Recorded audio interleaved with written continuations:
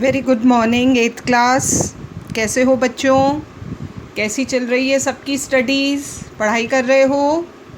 Notes बना रहे हो ना सब? Okay, very good. And keep learning also. Answers I have been sending you and you keep learning those answers. Daily एक दो आंसर याद करोगे तो आंसर्स लर्न हो जाएंगे अब, बिकॉज हिस्ट्री के आंसर्स थोड़े से लेंदी हैं।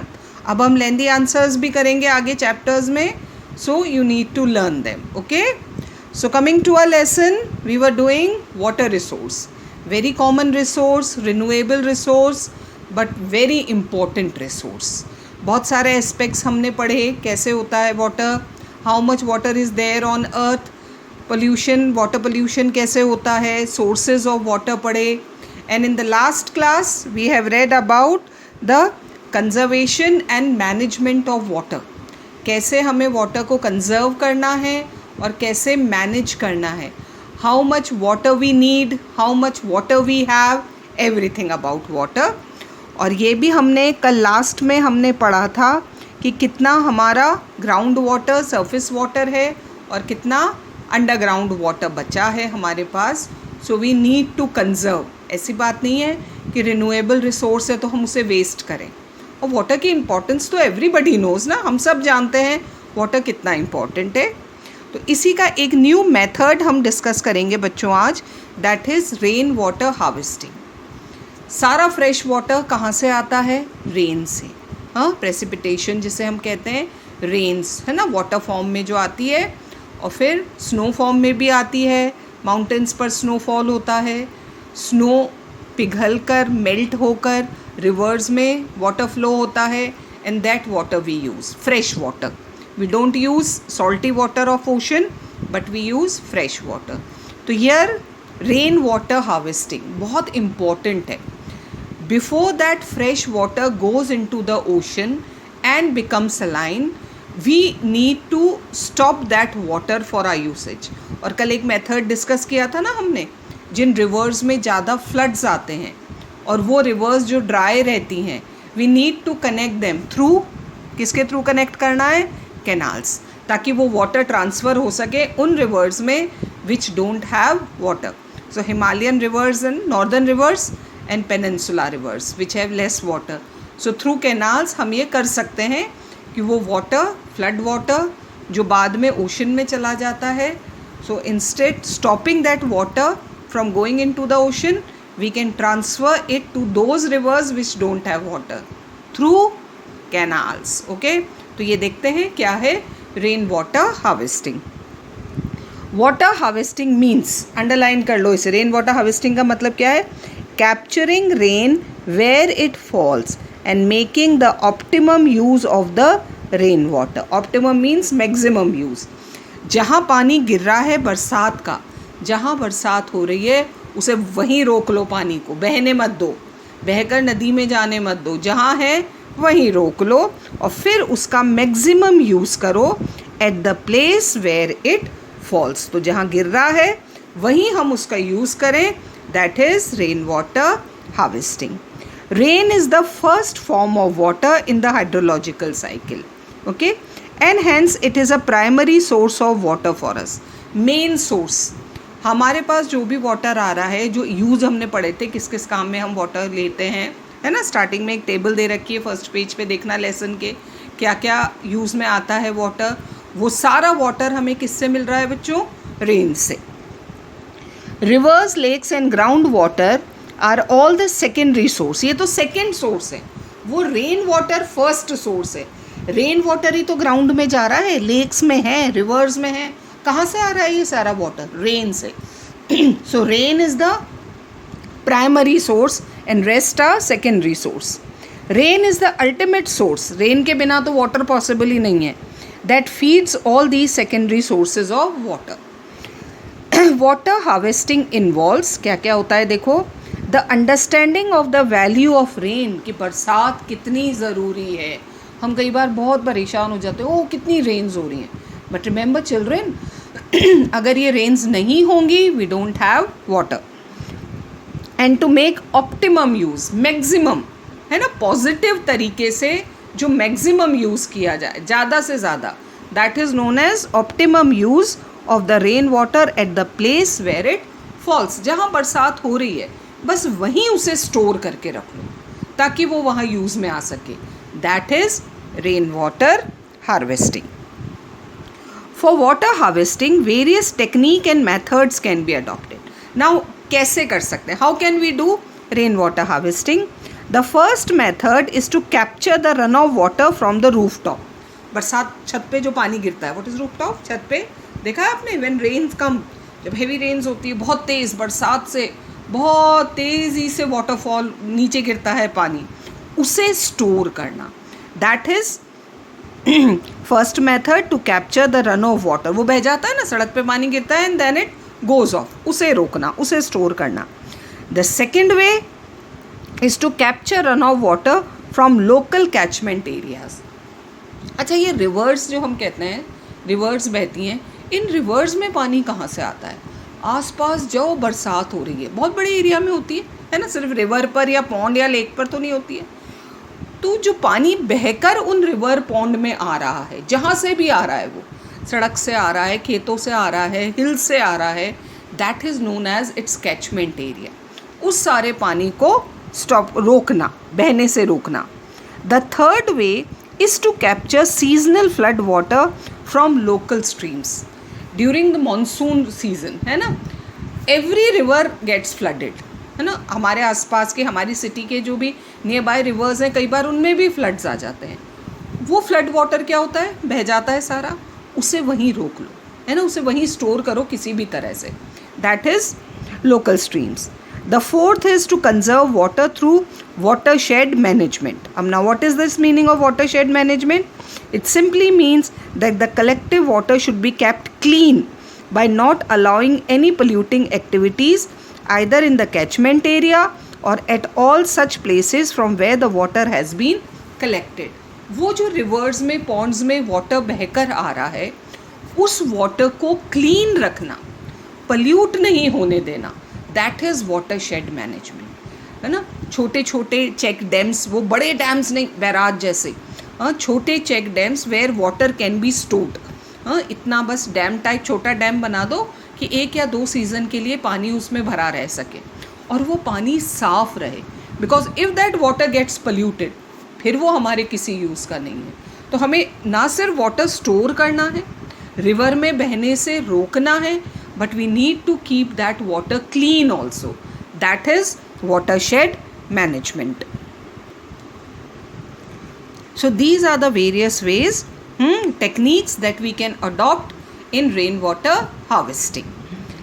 The water thus harnessed, जो हमने इकट्ठा किया है water, can prove very useful in times of need.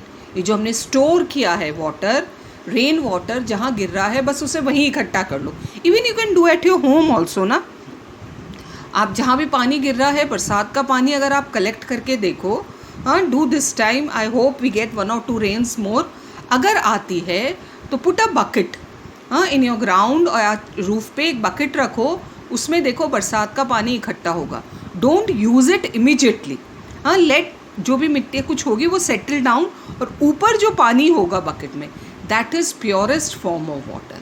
This way we can collect rain water. So the water thus harnessed can prove very useful in times of need. And वो जो rain water हमने collect किया है वो ज़रूरत के समय पर हम यूज़ कर सकते हैं. It can serve many purpose. See now how can we use this rain water जो हमने हार्वेस्ट किया है, हार्नेस किया है, इकट्ठा किया है, कलेक्ट किया है, इसे हम कैसे यूज़ कर सकते हैं. It can provide drinking water to the local people.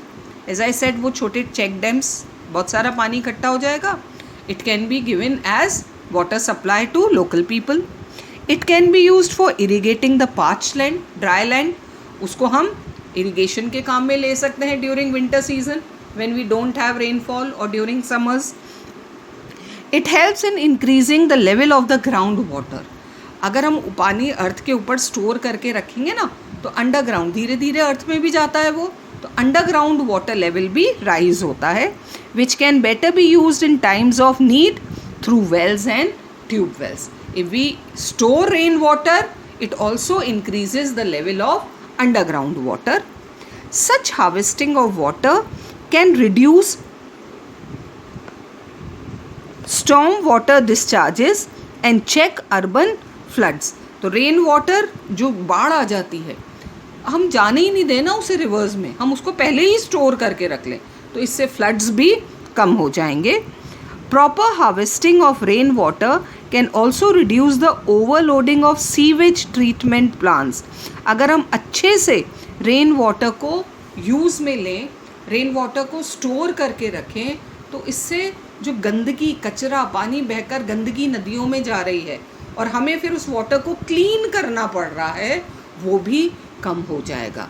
क्योंकि साफ़ पानी तो रिवर्स में बह जाता है और फिर हम क्या कर रहे हैं, जो पानी सीवेज में जा रहा है, गंदा पानी है, हम उसे क्लीन करके यूज़ कर रहे हैं, तो ये कम हो जाएगा ना. If we have fresh water available तो हमें सीवेज ट्रीटमेंट प्लांट्स की भी ज़रूरत कम रहेगी.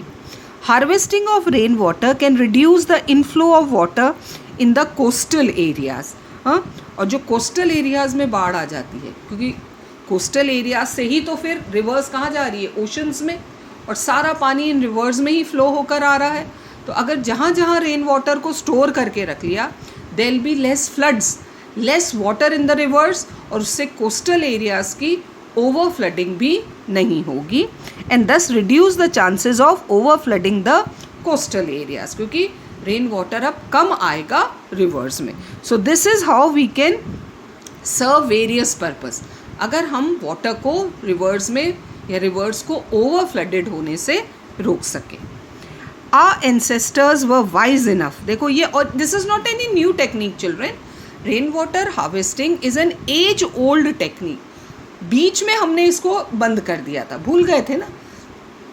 एंशियंट तरीके तो हम भूल गए और हम मॉडर्न मेथड्स के पीछे लग गए. लेकिन रेन वाटर हार्वेस्टिंग एक बहुत पुरानी टेक्निक है which was being used by our ancestors also. Our ancestors were wise enough to harvest the rain water in a number of ways. See, कैसे वो लोग harvest करते थे our ancestors.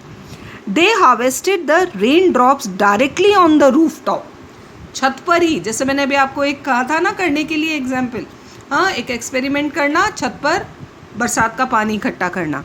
And then stored it in tanks built in their courtyards और in the artificial well dug in the community lands. सी है ना, आपने बहुत सारे इसके वो एक्सपेरिमेंट भी देखे होंगे, डायग्राम्स भी देखे होंगे, कैसे छत पर जो बरसात हो रही है, it is that roof is connected through a pipe and that pipe is going into a well और इनटू अ टैंक. तो छत पर जितनी भी रेन आती है वो that goes through that pipe and get stored in that well और टैंक. ये बहुत पुराना मेथड है, बहुत कॉमन मेथड है जो हमारे एंसेस्टर्स ने अडॉप्ट कर रखा था. और जितनी भी बरसात छत पे गिरती थी, सारा पानी उस पाइप के थ्रू उस टैंक में या उस वेल में कनेक्ट हो जाता था और उसके बाद उस वाटर को यूज़ लिया जाता था. They also harvested rain water in open tanks और village pools by fetching water from the swollen streams during the monsoon season. दूसरा तरीका क्या होता था, वही छोटी छोटी कैनाल्स टाइप बनाकर जहाँ भी बरसात होती थी वो सारा पानी छोटी छोटी कैनाल्स के थ्रू और उसके लाकर और विलेज में या एक ओपन एरिया में जो पॉन्ड बना होता था उससे कनेक्ट होता था और पानी बहकर उन कैनाल से उस पॉन्ड या लेक में आ जाता था. ड्यूरिंग ड्राउट, जब सूखा पड़ता था या फेमिन होता था, this harvested water could be used both for drinking and irrigation purpose. और जो स्टोर्ड वाटर है, this can be used during that time when we have scarcity of water. We should follow in the footsteps of our ancestors. See how wise they were. जबकि उस समय इतनी water scarcity नहीं थी, still they conserved water. Need of the time today is also to follow the steps of our ancestors and conserve and preserve rainwater. Our average village can have an easy access to about 340 hectares of land. है ना, ज़्यादा villages के पास इतना land available है which can accommodate an average of, देखो इतना पानी वो साल भर में इकट्ठा कर सकते हैं, 3.75 billion litres of water. Average एक छोटी विलेज कैन स्टोर, अगर जितनी बरसात हो रही है ये अलग अलग टेक्निक अडॉप्ट करके so much of water, how much, 3.75 billion liters of water can be stored by every village. Water relief to the villagers in times of need. और जब सूखा पड़े या विंटर्स में जब क्रॉप्स को पानी की ज़रूरत होती है, easily that water can be used, specially when the rain fails, जब बरसात नहीं आती है, and drought like situation stairs at the faces, और अगर कभी सूखा पड़ता है या वाटर स्कैसिटी होती है, at that time this stored water can be used by the village. उन्हें कहीं और से पानी लाने की ज़रूरत नहीं पड़ेगी अगर हर विलेज अपने ओपन लैंड में एक पॉन्ड बनाकर या कोई स्टोरेज बनाकर वहाँ पर जितनी बरसात हो रही है उसका वाटर स्टोर कर ले। सो this is rain water harvesting for you children. With this we complete this chapter, water resources. Tomorrow we'll start the next chapter of civics, and I will also give you the exercises and question answers side by side, and we'll also start the next chapter. Till then, keep reading.